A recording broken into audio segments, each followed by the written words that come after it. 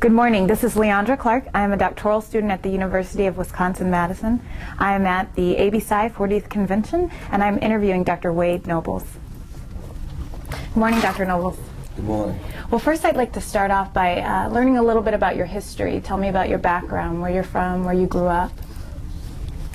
My background. I am the son of John Nobles, who was born in 1900, who was the son of Mims Nobles, who was born in 1836, who was the son of Wade Nobles, who was born in 1816. Wow. So I believe I am the reincarnation of the Wade Nobles, who was born in 1816. And I was born in Boston, Massachusetts. And the year I was born, my mother went to work as a maid at the mental health hospital in Mattapan, Massachusetts. And all my early life, she came home telling my brother and I about these crazy white doctors at the psychiatric hospital, and how they didn't understand the behaviors of black people. And so I think I was bred to be a black psychologist from birth. Wow. So it sounds like your mother was a heavy influence early on in your life as far as determining kind of where your career went.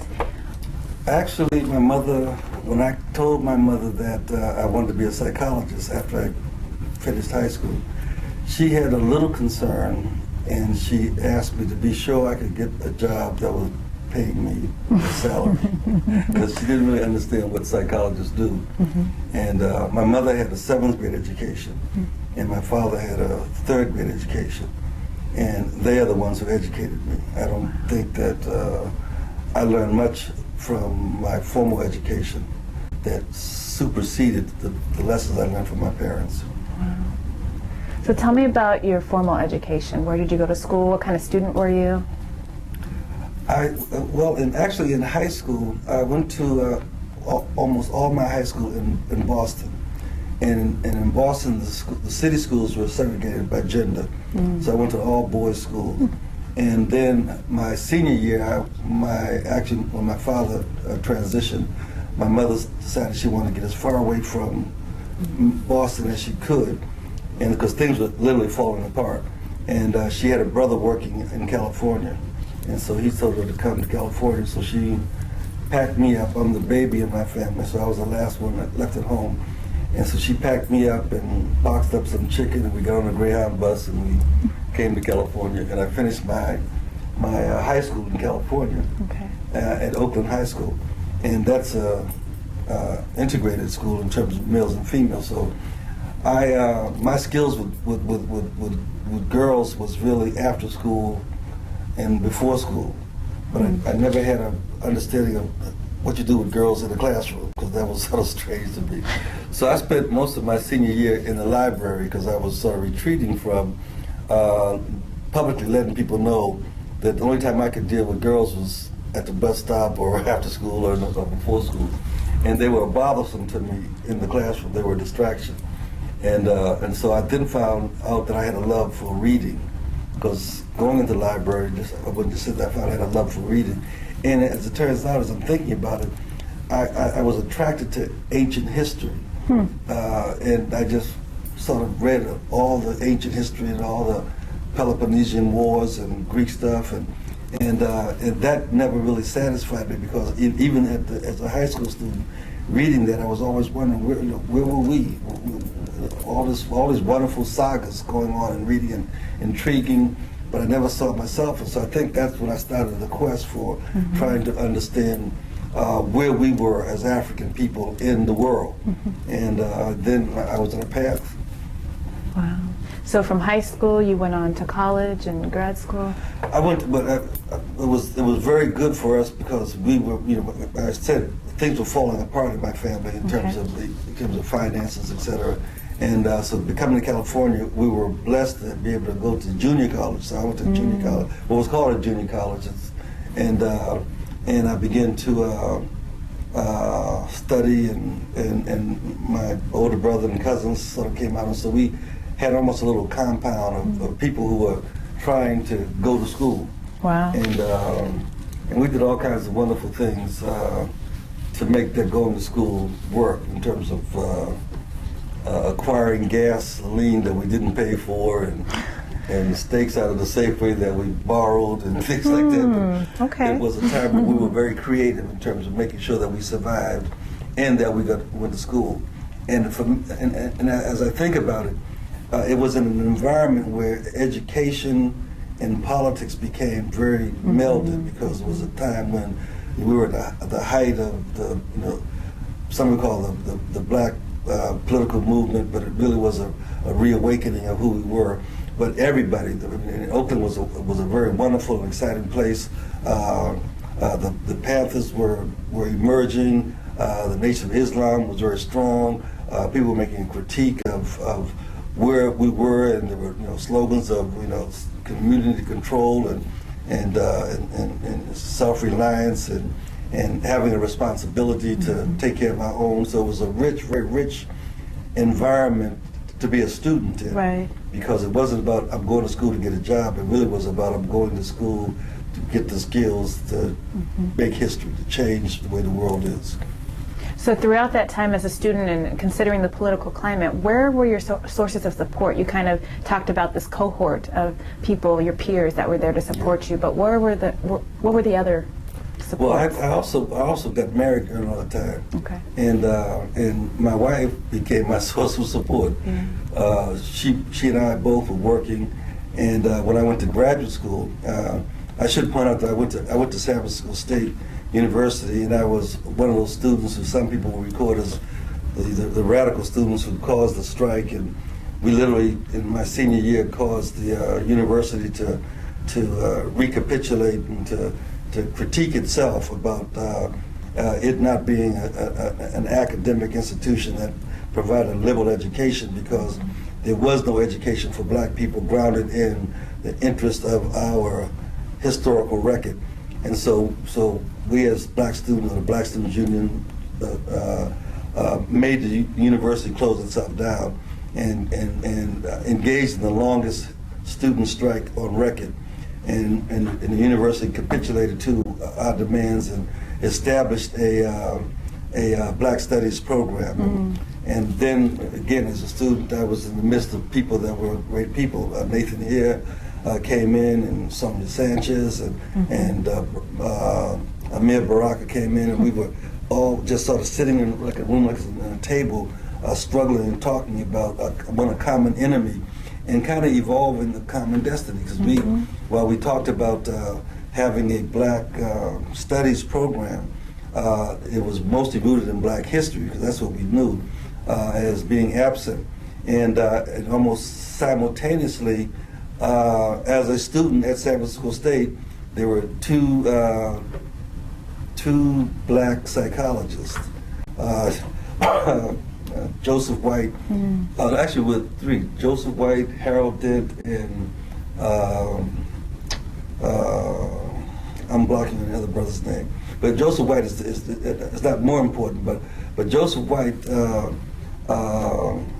suggested that I go and be a gopher at APA and hand out leaflets and do stuff that students are told to do in conferences, and have an opportunity to see the deliberations of APA.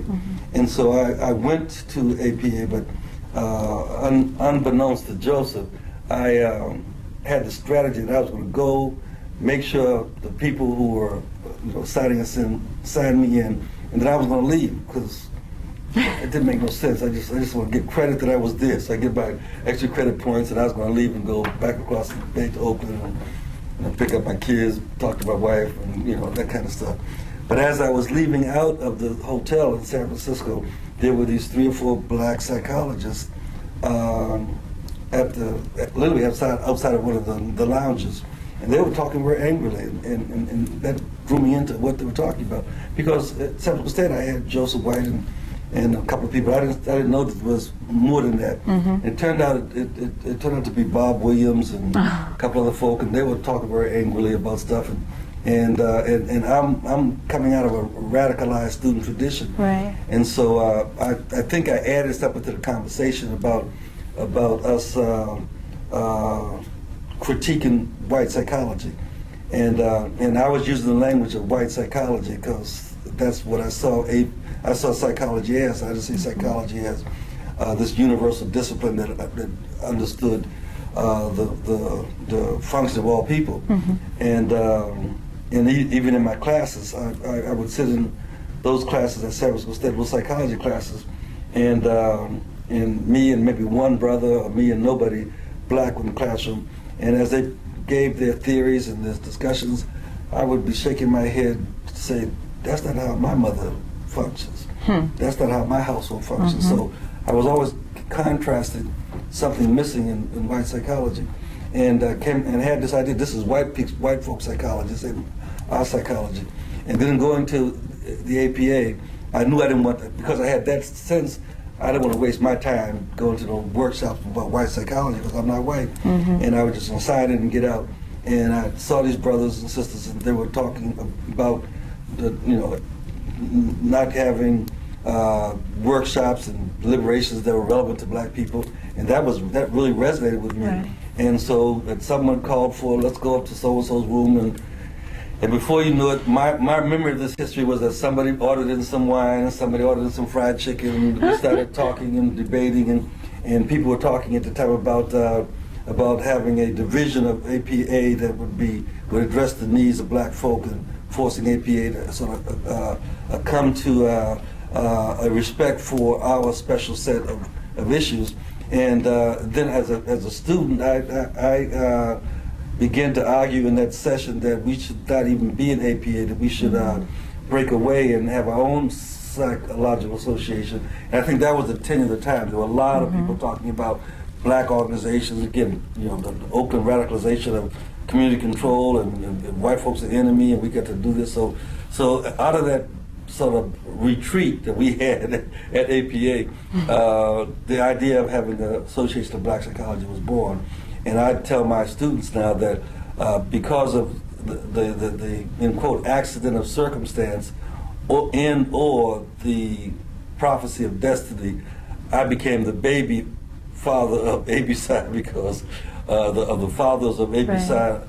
I was the child, literally a child in terms of my mind now, of being at the place where we decided to create the Association of Black Psychologists.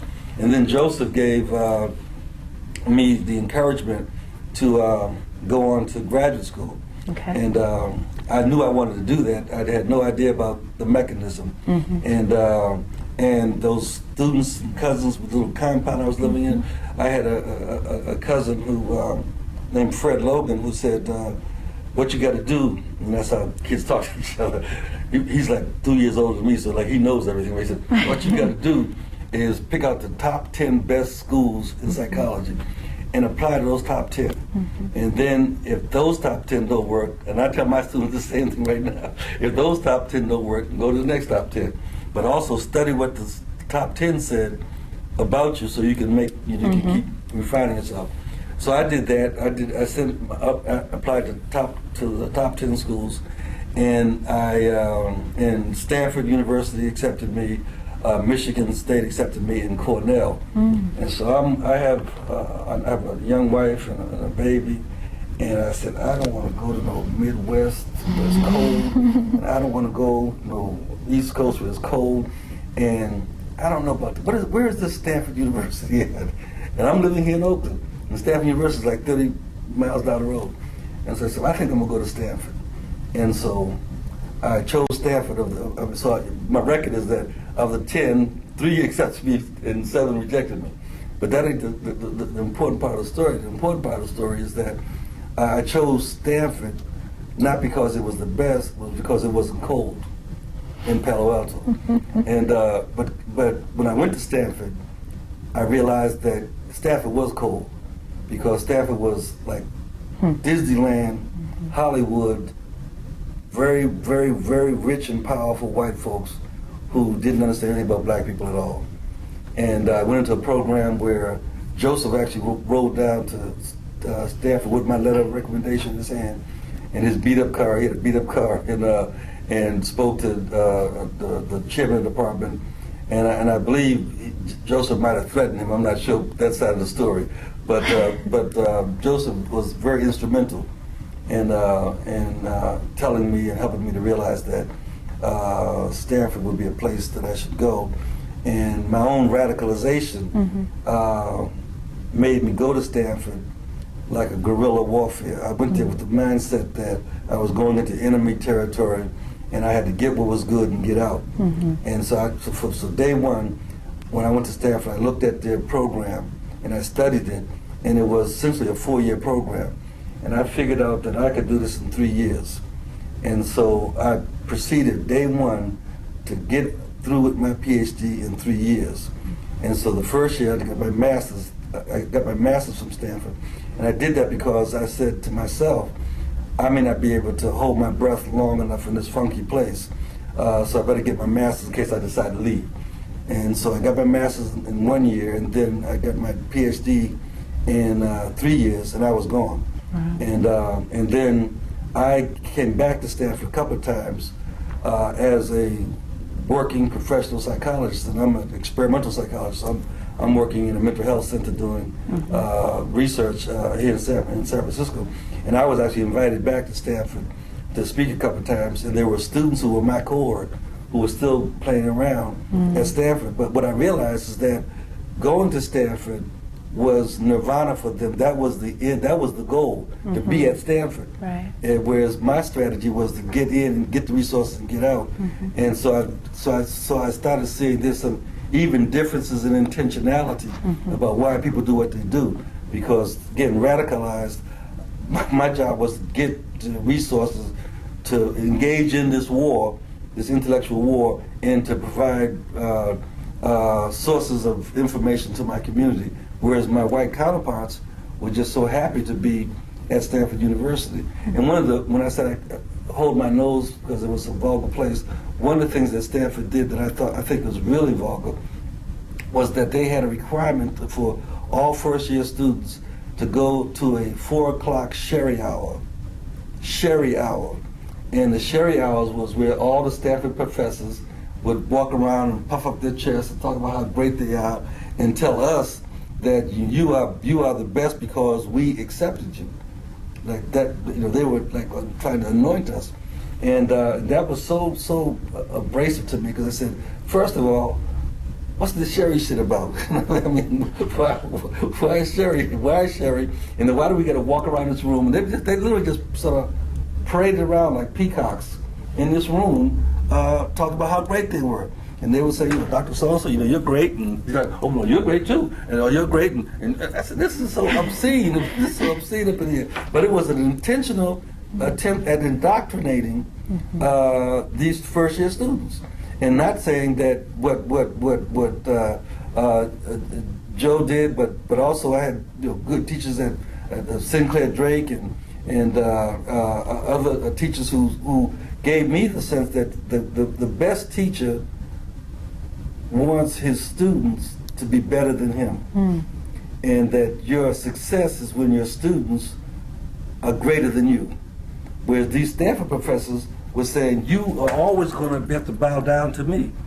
And so what's happened to me as I look at it and reflect back on it is that I'm being given all these dichotomies and all these contrasts about a field that, again, my mother introduced me to by talking, but I'm born pre-television. So we didn't have television. I mean, I can remember as a child when television was invented, and it was in the storefront windows, and they'd have that test pattern almost 24 hours a day, and then 1 20-minute, they'd have a program. And all us little black kids would stay out front of the store and look at this television with a test pattern on it, and then wait for the show to come on, which was like a little 15-minute show. But what my mother and father did was that when we didn't have television, is they would tell us stories. And my mother's a little small woman, right? My mother's 5 feet, well, actually she's 5 feet tall. My father's 6'4", and they would tell us these stories about living in the South and about literally fighting the Ku Klux Klan.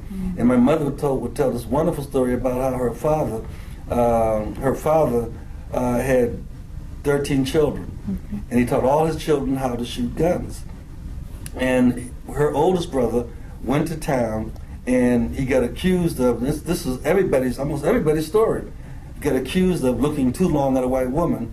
And so the Ku Klux Klan decided they were going to go out to John Cotton's place and teach them niggas a lesson. And my father, how black folks did this, I don't know, but my father got wind of it, and he got all his children to get their guns and his mother. And houses were built up on stilts in Georgia. And so he told his children that he was going to go out and he took a knife and he went out while these white men were on these horses and they were drinking, getting their courage and shouting all these bad epitaphs of black people and how they're going to kill my mother's brother.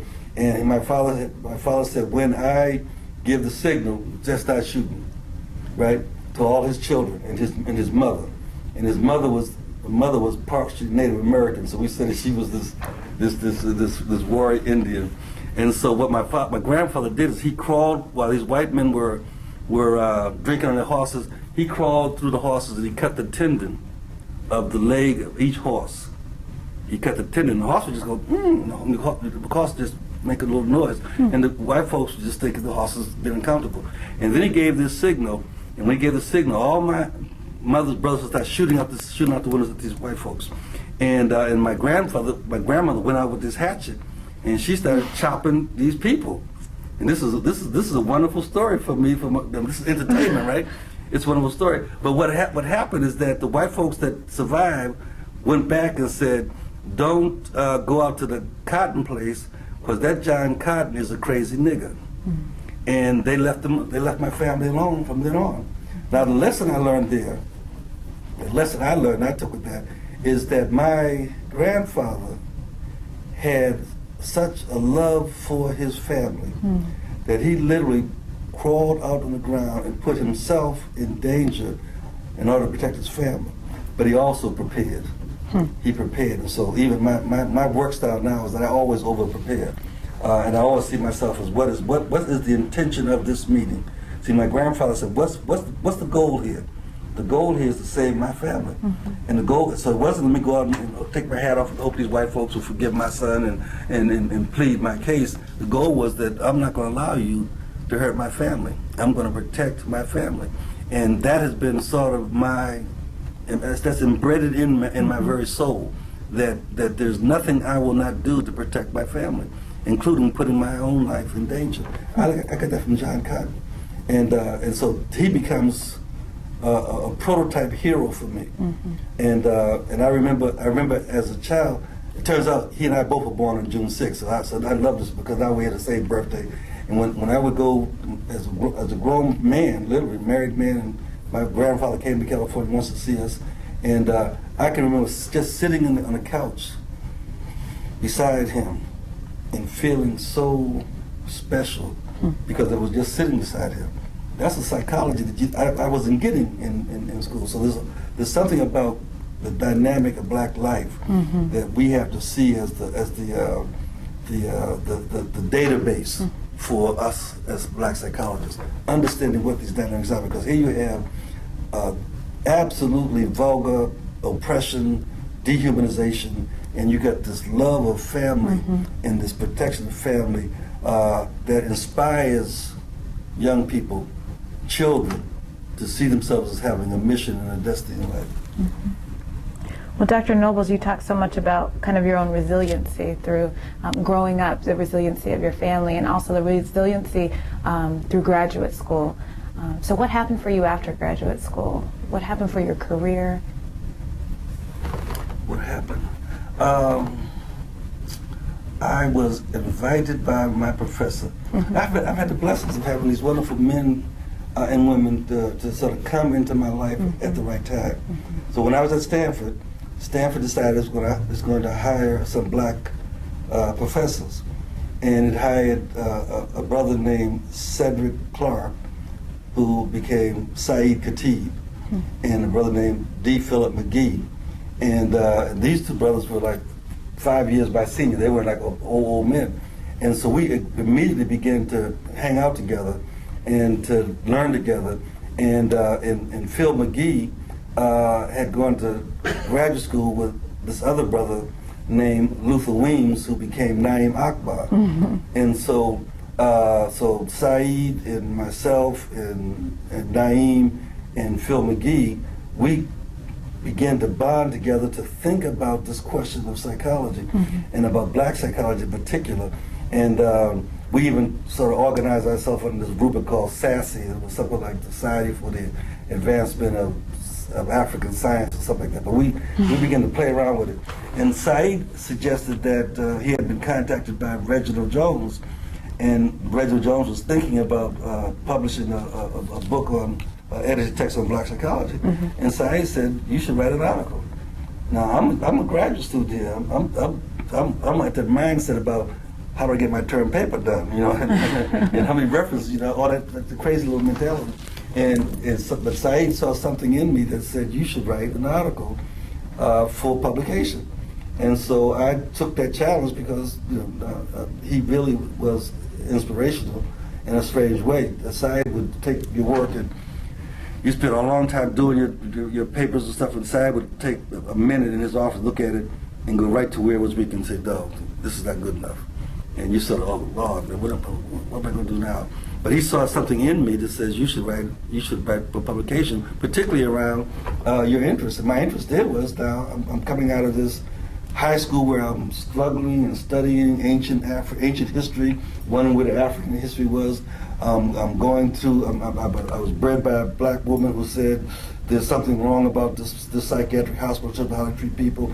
And now I'm at Stanford University learning. So I've got all these sort of things coming together, right. And then I started my work at San Francisco State, where I work as a student at San Francisco State, struggling and doing the political fighting about the Black Studies program, and then having some Black history courses as I was exiting San Francisco State. But then the Black history was early on for me insufficient. It wasn't just history. I always asked the question: I don't want to know Black history. I wanted to know why we make history. And the question why we make history led me to the question of philosophy and culture. And so at Stanford now, I'm looking at, well, what is African philosophy? And how does that relate to psychology? Because I understood that the psychology, with all those courses that forced me to take, was grounded in somebody's Greek or Roman philosophy. So I said, well, Western psychology is grounded in Greek and Roman philosophy, and we're talking about a black psychology. What's the philosophy this should be grounded in? And so my first publication was to deal with African philosophy as a foundation for black psychology. And I worked through that and had a publication while these other students were jockeying around about, I'm so glad to be at Stanford University. So now I'm on this trajectory, literally, this path of, I think, independent thinking, at least trying to have independent thinking about this thing called black psychology. And so Saeed and Phil and myself and Naeem began to be a little quartet. We would go to conferences, we would present together, and we debrief each other, and we decide, this is this is the area you needed to specialize in. And so Phil began to look at the question of physiological psychology and melanin-based thought, and Naeem started looking at personality stuff, and I was interested in identity as self-concept, and Sai was dealing with the whole question of intelligence. So we began to put some stuff together and ended up writing our first joint paper together. So things just sort of became evolved out of our intimacy with community. I think that's the point I'm trying to make, is that there's been a historical intimacy with community and love of black people that gets translated into this discipline called Black Studies in Black Psychology. For me, they were both being born in my reality at the same time. Black Studies in Black Psychology.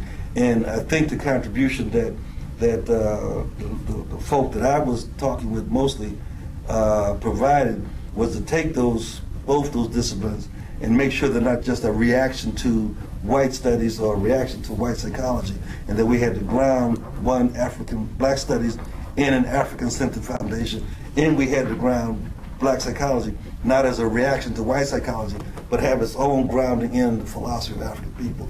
And that's been the nature of my work from the beginning to now. Wow. So Dr. Noble's postgraduate school, when did... But I got a job. You got a job? Yeah, Tell us about your job. What did you do? I got a job. Actually, these letter stuff were interesting because when I was finishing graduate school, I saw the process. White professors get in their office and call up somebody and say, "Hey, I got this kid coming out. You need to interview him." But when it came to me, I wasn't getting no white professors calling everybody saying, "Hey, we got a kid coming out. You ought to think about hiring him." And so I sent out my resume to mostly historical black colleges and to this place in San Francisco called Westside Community Mental Health Center. And Westside is an important place that somebody at some point needs to talk with Harold Dent and Bill Pierce and Bill Hayes is now transitioned, but there was a set of young brothers. We're talking.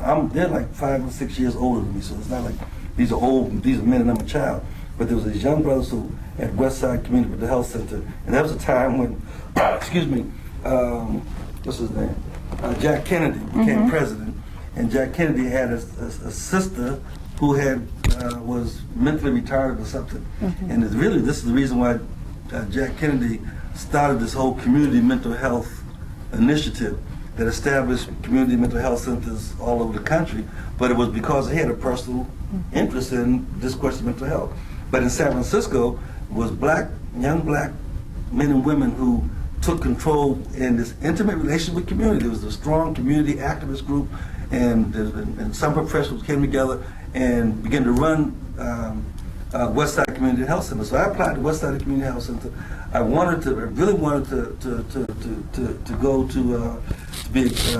to Morehouse. That's one of the places I applied. And so I got this young wife, got this child. Worried about getting employed and finding a job and paying my rent.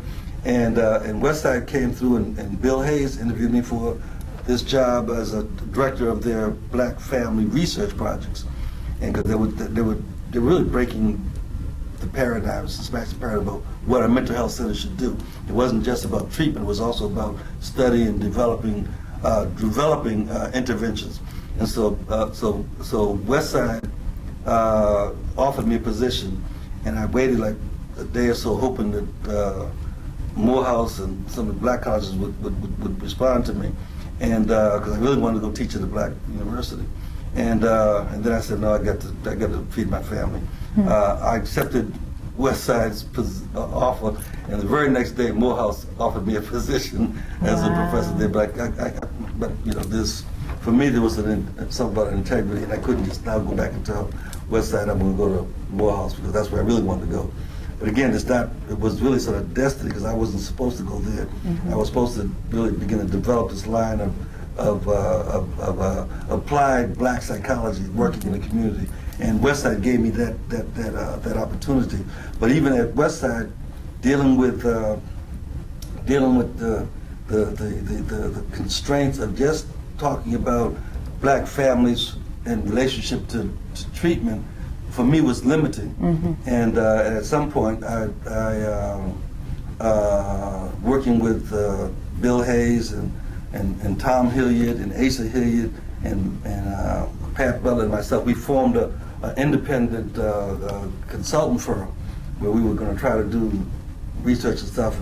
And so I have this long line of history with black psychologists trying to make a difference in terms of the black world. And that organization that we formed lasted several years. And then finally I decided that I needed to look at the larger questions of family, life, and culture. And then I started with Lawford Goddard and William Cabell, the Institute for the Advanced Study of Black Family Life and Culture. And that has been the base of my work for the last 35 years in terms of the kinds of research, the kinds of analysis, the kinds of study. Even though I had my one foot in the university at San Francisco State, my real intellectual primer has been a community-based organization where everything is filtered through that intimate relationship with community and not with the academics of the university.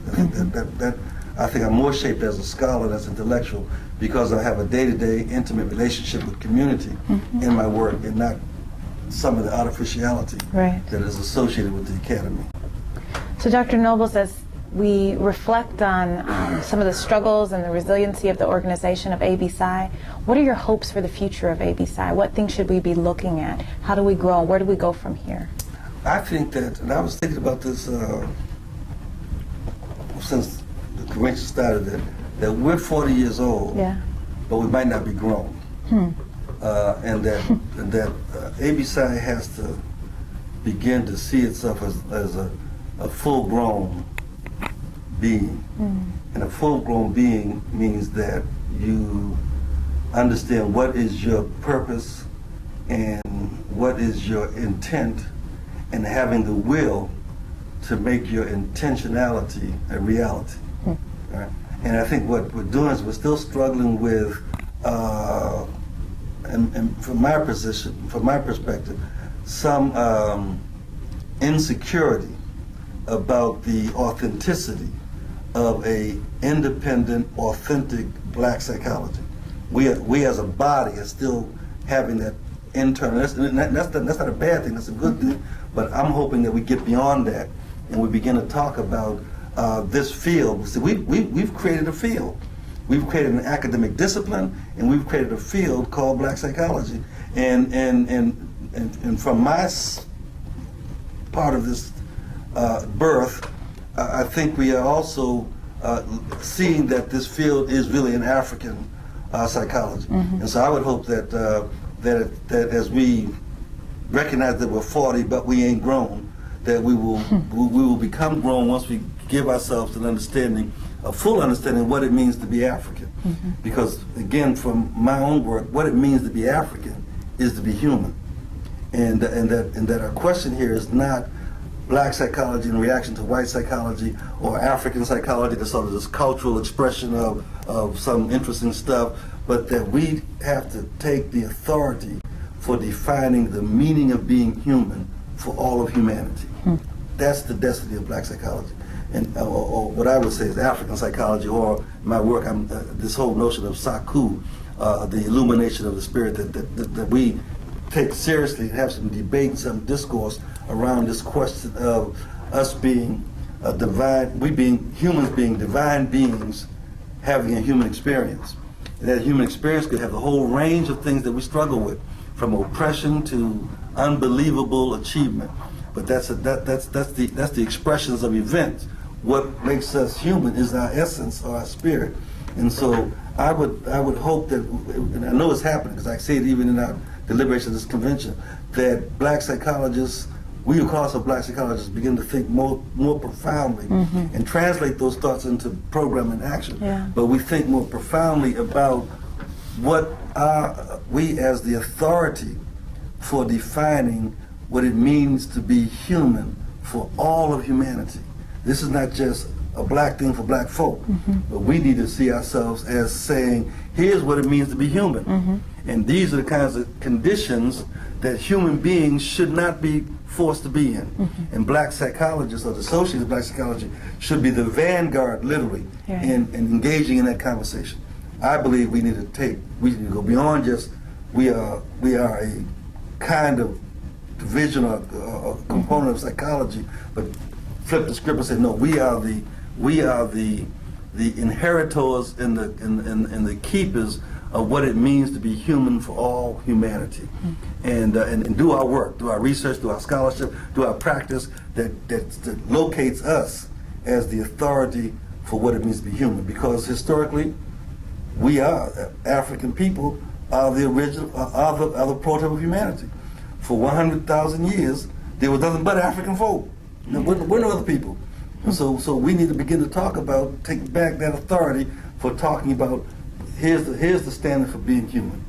And ABSI should be on the leadership of helping other communities, other expressions, because I tell my students that what we are is spirit, and we're spirit having a human experience with an African face. And I try to make my students think about that statement. I am a spirit having a human experience with an African face. So that African face is how other realities recognize me. So I can't deny that African face, but what's essential about me is that I am spirit. I am energy, I am power, I am force. And that energy and power and force is in every living thing in the universe.